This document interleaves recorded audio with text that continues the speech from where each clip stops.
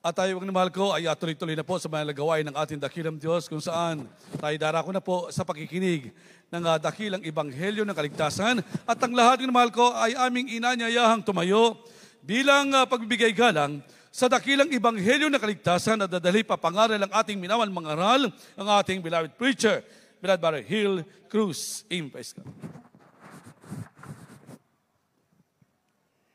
Amen. Praise the Lord. God bless you po, beloved co-preacher Bob De Luna. At tayo po muna ay magkaisa pong dumalangin sa ating pinakamamahal na Panginoon Jesus. Amen. Praise God. Hallelujah. Opo, dakilang mapagpalang amang banal sa langit, sa makapangyarihang pangalan mo, aming pinakamamahal na Panginoon Jesus sa pinagbubuklan ng mga biyaya. Sa pangunan dalangin ng taong nilangisan, aming minamahal, ginagalang na Pastor Evangelista William Almeida and Papa O God. Minsan pa kami nagpupunan kapasalamat sa bawat yugto na aming banal kung pinagpalat ng isan sa iyong patuloy na pagkuliw sa aming kalagitnaan, patuloy ka na sa amin sa tutuwi na O Diyos. Hallelujah. Subalit bago po yan, minsan pa kami buong pagpapakumbaba. Himingi ng kapatawaran sa lahat ng aming nagawang pagkukulang, pagkakasala, pagsalan sa malakalooban, patawang bawa sa amin, O Diyos. Hallelujah. At sa bahaging ito na pagdadala ng Ebanghelyo ng Kaligtasan, na tunay sa ganang akin, wala po akong magagawa, mahal na Panginoon Jesus. Ikaw po ang maglagay ng mga tamang salita sa aking bibig.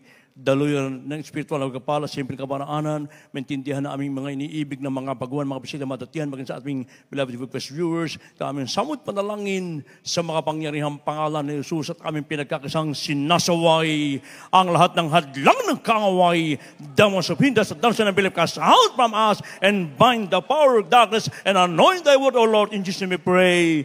Amen, amen. Hallelujah. Praise the Lord. Everybody, praise the Lord. Purihin po ating pinakamamahal na Pasok Kristo at unagit sa lahat, ako muna na nagpapaabot po ng pinakamataas sa pagpupuri, pagwalhati, pagdali, pagsamba sa ating pinakamamahal na Pasok Kristo na pinagbubukan ng mga pagkapala. And we give the more honor and respect to the man of God, to our dearly beloved honorable Pastor Evangelist William Almeida, the end-time problem of God. We love you so much po, mahal Pastor. And we always treasure, remember the blessed memories and teachings of our dearly beloved Honorable San Pastor Linz Almeida. Greetings and respect to all the beloved children whole Almeida family here in the Philippines as well as in USA and Canada. At sa lahat din po na ating mga iniibig na mga kapatiran, sa ating mga kapamagaw, sa ating mga iniibig na mga bisitan dito ngayon. And praise God sa lahat ng beloved viewers throughout the world. A pleasant evening and welcome to the royal family of God. Amen. Praise the Lord. Beloved saints of God, we are truly blessed because we belong to the true church of the loving God. And our dearly beloved honorable Pastor Evangelist Almeida taught us how important is the saints' fellowship.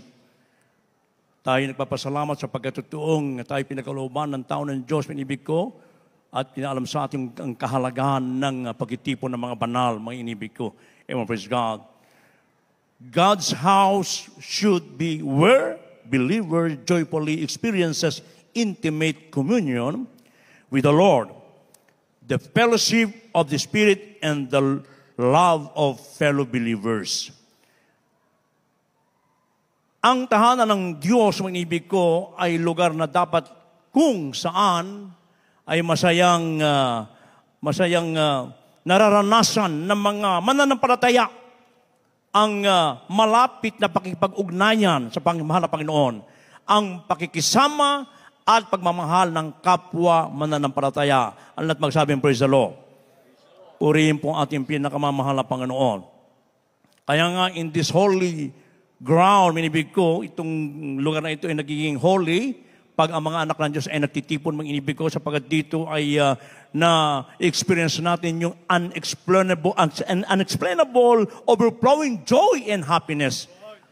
Since we serve our loving God, mga inibig ko. Kaya nga, when King David was asked by someone, ano po ang sabi niya, mga inibig ko? Ang sabi po dito sa Psalms 122 verse 1, kanilaman po. In the book of Psalm chapter 122 verse 1, I was glad when they said unto me, let us go into the house of the Lord. Amen. God bless you po.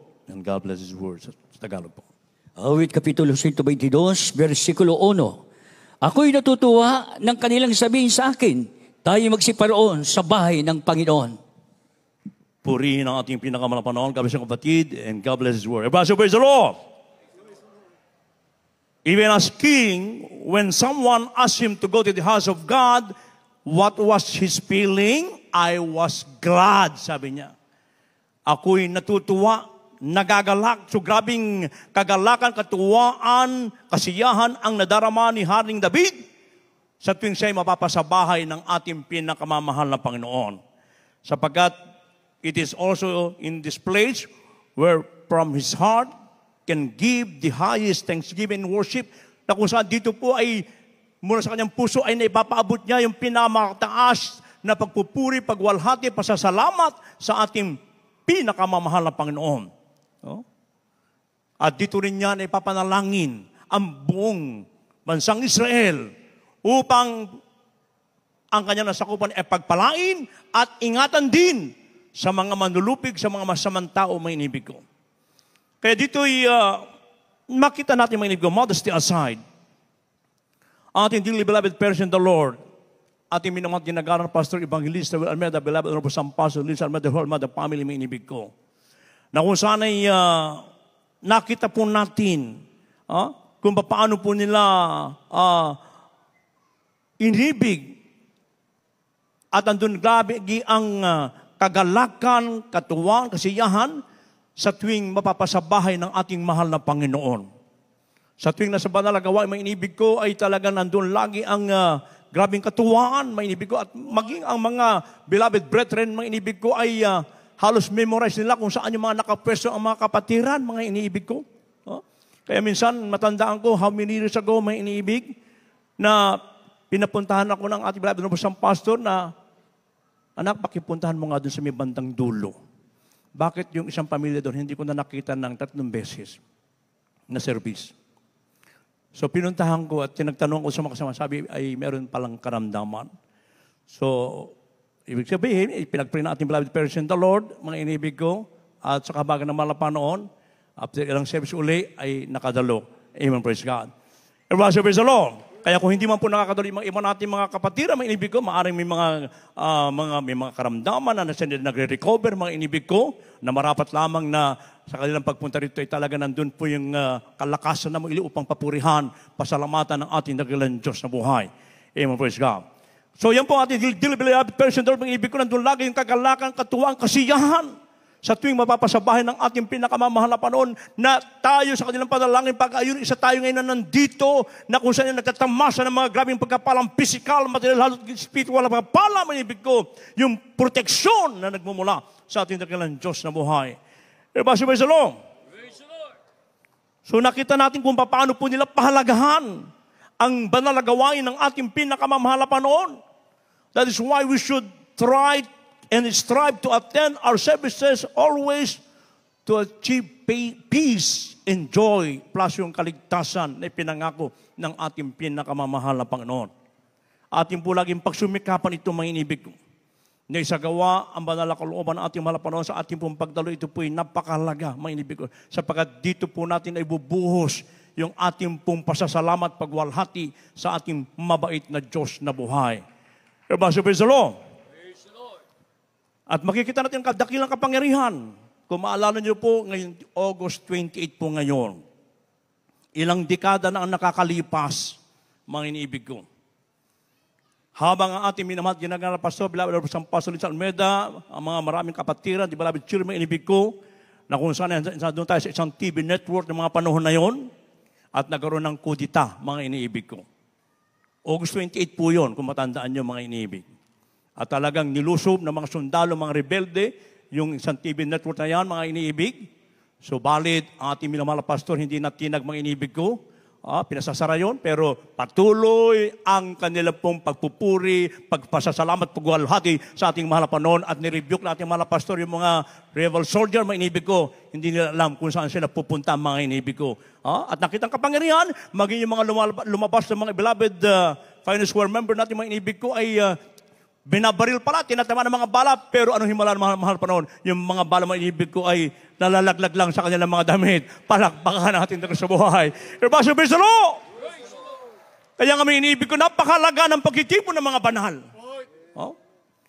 Kaya nga, may reminder, may warning ang ating mahal na Panginoon. Dito sa banal na kasulatan, mga inibig ko, na kung saan ay sabi po dito sa, from the book of Ecclesiastes chapter 5, verse 1, kaya nilaman po. The book of Ecclesiastes chapter 5, verse 1. Keep thy foot when thou goest to the house of God, and be more ready to hear than to give the sacrifice of fools, for they consider not that they do evil. God bless you. Dito po sa aklat ng Ecclesiastes, Kapitulo 5, versikulo 1. Ingatan mo ang iyong paa pagka ikaw ay nasa bahay ng Diyos, sapagkat ang paglapit upang makinig ay maigi kaysa magbigay ng hain ng mga mangmang, sapagkat hindi nila nalalaman na sila nagsisigawa ng kasamaan. Amen. Purihin ang ating dagalan sa buhay. God bless you, kapatid. Everybody say, praise the Lord. So ito po yung maging babalas sa bawat sa atin. Hindi dito pinag-uusapan kung tayo po bimilang na ng mahabang panahon, mga inibig ko. Kaya kung tayo po napapasabahay ng ating dagalan sa buhay, sabi dito, ingatan mo ang iyong paa pag ikaw ay napapasabahay ng Diyos. Oh? Kaya mga inibig ko, tayo pinag-iingat ng ating mahal na Panginoon. Pag tayo po ay nasa banal na gawain ng ating dagalan sa buhay, iwasan na po natin, lalo na pag sa pangalan ng salita ng Diyos, maliban na lamang kung meron tayong special necessity na talagang hindi maiwasan, pupunta sa comfort room, inibig ko, okay lang po yan, may inibig. Oh? Pero kung maaari, ingatan po talaga natin ang ating mga paa, mga inibig ko. At ang sabi pa ng balapang kasulatan, mga inibig ko, na kung saan ay mas maigi po ang makinig. Sapagkat kung mamimiss mo ang mga pinagpalang buhay na patutuo, mga inibig ko, kaya yung mga pinagpalang mga beloved brethren, kung saan ay, kung maaari, ayaw na talaga nilang umalis sa kanilang pwesto, mga inibig ko, sa kanilang tahanan pa lang, ipreparado na ang kanilang mga dalahin, mga inibig ko, upang hindi na po sila pupunta pa dyan sa ibaba, bibili dyan sa kantin, iwasan pupunta sa kantin lagi, mga inibig ko. Kaya, kinakailangan na tayo po ay maging alisto sa lahat ng bagay, maging wise tayo, mga inibig ko, sapagkat sayang yung mamimiss natin isang patutuo, mga inibig ko, na mapakinggan natin na magdagdag ng ating pananampalataya. Ang lahat magsabing, praise the Lord. Iwasan din natin, mga inibig ko, kung maaari, lalo na yung mga ginagampanan na spiritual, iwasan po ang mag-istoryahan. After ng service, pwede po mag-istoryahan para sa mga kagilad-galas gawa ng ating mahal na Panginoon. Iwasan po natin yan. Kung maaari, lagi tayong nakapokus, nakakonsentrate. Ipanalangin natin yung mga nakatitito na sila po ipagpalain sa kanilang pagkapasalamat sa kanilang ginagampanan spiritual. Everybody, praise the Lord. Maging maingat po tayo, mga inibig ko. Oh? Kung meron naman po tayong mga baguhan, i-offer natin ang ating mga upuan, mga inibig ko. Amen po ba? Napakalaga, mga inibig, na sa ating pong pagdalo, sapagkat ito'y babalamang inibig ko, nang banal ako sa ingatan po natin talaga pag tayo pinapasabahay ng ating mahal na Panginoon. Oh? Gawin po natin talaga yung 100% yung paglingkod sa ating mahal na Panginoon. At kung maaari din, mga inibig ko, doon pala sa bahay, magdala na rin tayo ng mga small plastic bags, mga inibig ko, na paglalagyan po ng ating mga trash, yung mga maliit na mga basura, ilagay po natin yan doon, at pagkatapos ng banal na gawain, mga inibig ko, ay ating pong itali, at ilagay na lang po sa isang trash bin o trash bag, mga inibig ko, garbage bags, mga inibig. Ganun pong gawin natin, sapagkat iwan po natin ang ating mga lugar na malinis. Kaya nga, grabe ang katuwaan ng Quirino Grandstand Administrator ng mga panahon na tayo gumamit, sapagkat yung mga unang gumamit doon ay talagang pong namroblema sila sa graming basura, mga inibig ko. Subalit nung tayong gumamit, sila ay tuwang-tuwa, mga inibig ko, maging mga sweeper, tuwang-tuwa sila sapagkat wala silang nakitang kalat. Praise the Lord. At lagi natin alalahanin, mga inibig ko, cleanliness is next to God. Ang kalinisan ay pangalawa para maging tayo po yung maka-Diyos. Everybody praise the Lord. Sapagkat ang mahal pa hindi po nananahan sa masukal, sa maruming lugar, kundi sa malinis na lugar, mga inibig ko. Palakpakan mo natin pinakamahal na panahon. Everybody praise the Lord. Kaya wag po tayong mag-stay din ng mahabang panahon dyan sa ibaba, mga inibig ko. Huwag natin sayangin ang ating pong pagkikipag-ugnayan sa ating pinakamahal na Panginoon. Yung ating mga cellphone, mga inibig ko, pag nandito na, mga inibig ko, maaari, maliban na lang doon sa mga, meron tayong mga, minsan may mga messages, mga inibig ko, na dapat basahin, okay lang po yan, mga inibig ko. Pero pag nandito po tayo, huwag na rin natin gamitin yung ating po mga laptop, cellphones, para tayo po pumasok pa sa YouTube, mga inibig ko, sa Facebook. Imbes na makapasok yung ating mga kababayan sa iba't ibang banig ng mundo, mga inibig ko, mga tao, ay iba na ang nakapasok, hindi na sila makapasok sa dami na. Kaya kung maaari, dito po pa lang, ay i-close na natin yung ating mga cellphone, mga inibig ko, ang mga laptop. Huwag na po tayong manood pa rito, mga inibig ko, sapagkat nandito na tayo mismo sa banal na gawain ng ating pinakamalapang panahon. Everybody, praise the Lord!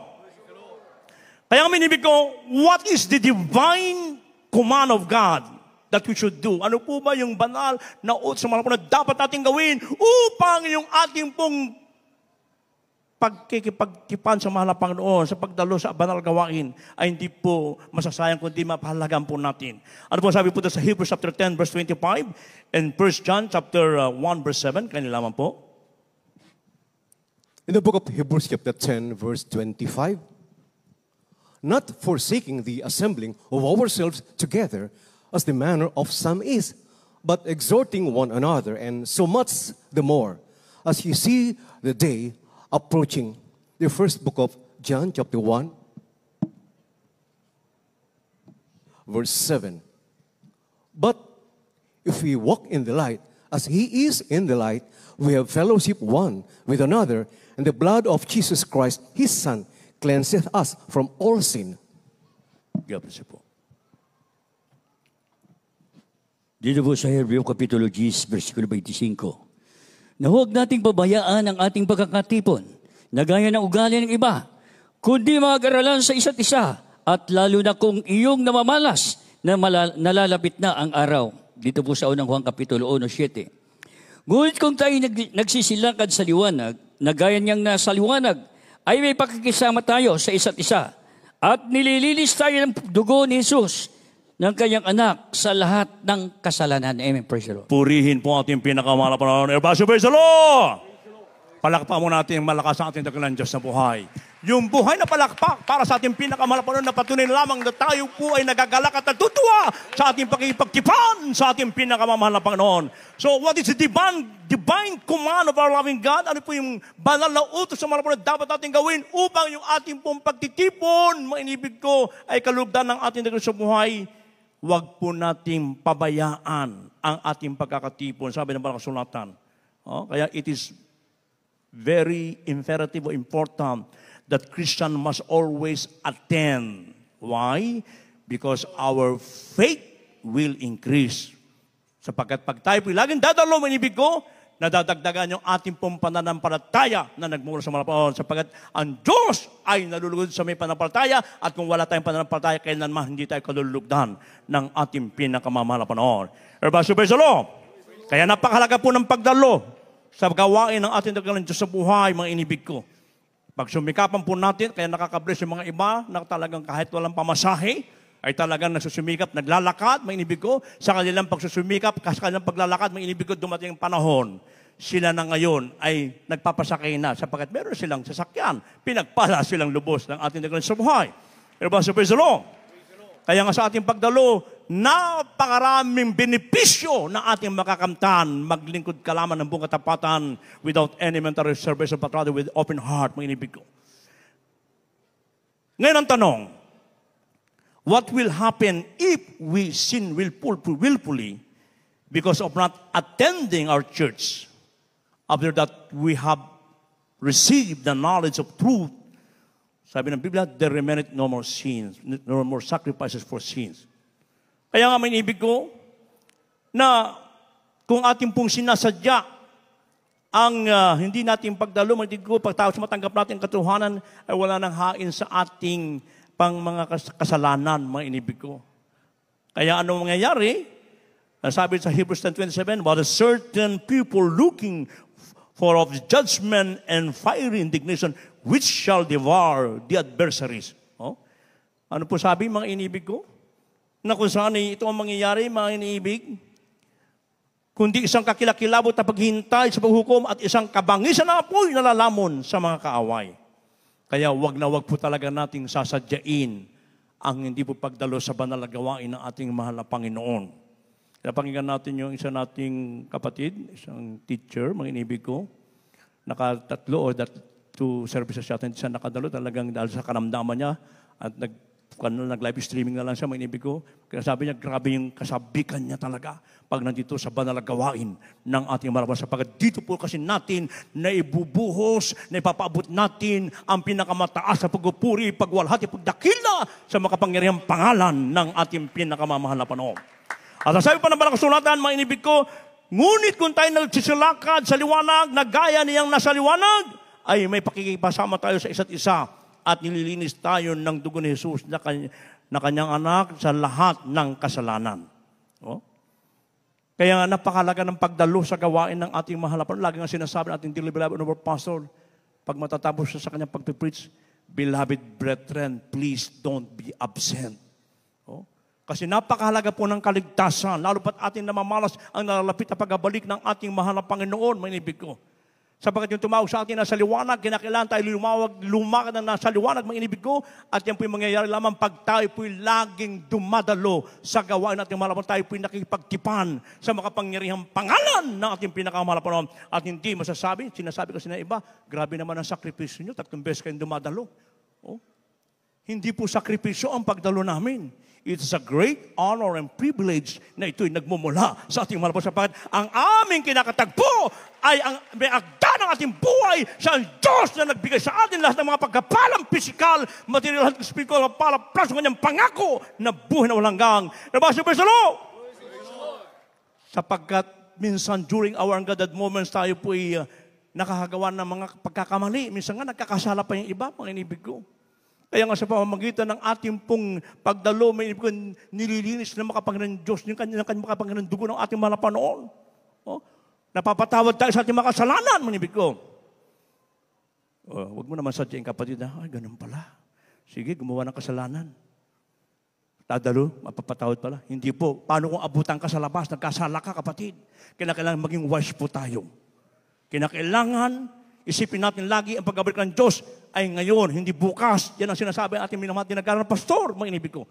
Na panghawakan natin yung ating pananampalataya, yung kaligtasan, for it is a painful thing to fall into the hands of the living God, mga inibig ko. Isang kakilakilabot na bagay mahulog sa kamanay Diyos sa buhay, mga inibig ko.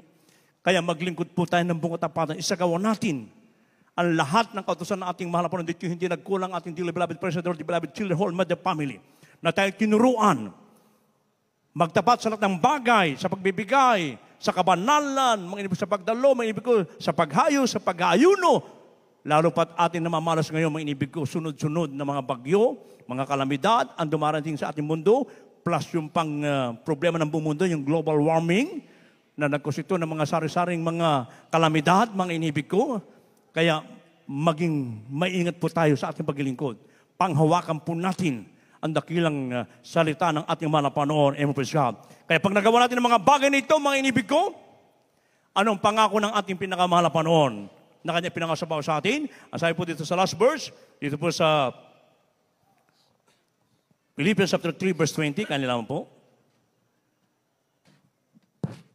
In the book of Philippians chapter 3 verse 20, for our conversation is in heaven, from whence also we look for the Savior, the Lord Jesus Christ. God bless you po. Dito po sa Pilipos, Kapitulo 3, versikulo 20. Sapagkat ang ating pagkamamayan ay nasa langit. Mula doon ay hinihintay naman natin ang tagapagligtas, ang Panginoong Hesukristo. Amen. Purihin ang ating dagang sumaya. Praise the Lord! Napakagandang pangako ng mga Panginoon, we called a citizen in heaven. Tatawagin po tayong mamamayan, tagalangit. Hindi po tayo tiga rito sa mundong ito. Ito tapoy pansamantala lamang po tayo nandito, mga inibig ko. Ang ating pagkamamayan talaga ay doon sa langit, sa piling ng ating pinakamamahal na Panginoon. Kaya dito pa lamang sa lupa, tayo po'y siguraduhin na po natin na tayo po ay tigalangit. Kaya kung meron magtatanong sa atin, kasi hindi maiwasan po yan. May nagtanong. Sa akin, po, ilang beses na po, man nagtanong, may ibang mga sekta denominasyon. Sigurado ba kayo na kayong mga taga-Diyos Merkusit ay tagalangit kayo? ay sigurado po kami sapagkat yung amin po nangunguna dito ay totoong pastor ng kaluluwa, totoong propeta na nagmula sa ating mga Panginoon, aming dearly beloved of our Pastor Evangelist Joel Almeida, preaching the Word of God with power and anointing, mga ibig ko, sa lahat na tatalima, susunod, mga ibig ko, ay sigurado kami na kami po papuntang langit.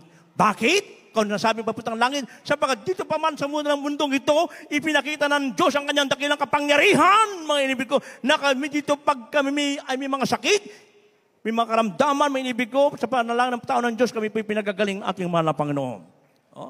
Merong Diyos na nag-iingat sa amin, sa kapahamakan, sa mga aksidente, sa mga hold-uppers, sa lahat ng masamang tao. Oh? Yun ang patunay lamang. Yun, bonus pa lamang, minibig ko. Pero sabi ko sa kanya, sigurado kami na kami mapupuntang langit sapagkat sinusunod namin na 7% ang banal na kalooban ng ating pinakamahal na Panginoon. Kaya sabi natin, beloved, Honorable Pastor, you don't have to gamble. Huh? Hindi ka kailangan na mag-alinlang, kailangan na siguraduhin po natin. Kaya, datnan man tayo natin mga Panginoon anytime now. Tiyakin po natin na meron tayong malinis na puso. Busilak na puso, walang inis, galit po, pagkakapi-kapi, pagkabahagi, ang mga bagay na mga kahalayan sa mundo ito, wala na po sa mga anak ng Diyos po yan, kundi bagos tayo po laging lumakad at tayo po laging dumalo. Kaya napakahalaga ng pagtitipon ng banal. Kaya sabi ng Biblia, I was glad when they said unto me, we will go to the house of God. Tayo po lahat ay tumayo, mga inibig ko. At alam ko, tayo pong lahat ay grabing kagalakan, kasiyahan sa tuwing tayo po napapasabahay ng ating mahal na Panginoon. Habang tayo po umaawit, mga inibig, gawin natin panalangin ng awiting ito. At ating inimbitahan natin mga beloved visitors, please come forward. Diyan na lang po sa harapan, wag na po dito. Diyan na lang po sa harapan. Alalayan po natin mga beloved choir. Amen, praise God. At habang ating inaawit ang papuring awiting ito, gawin natin panalangin ang awiting ito. Amen, praise God. Hallelujah, hallelujah.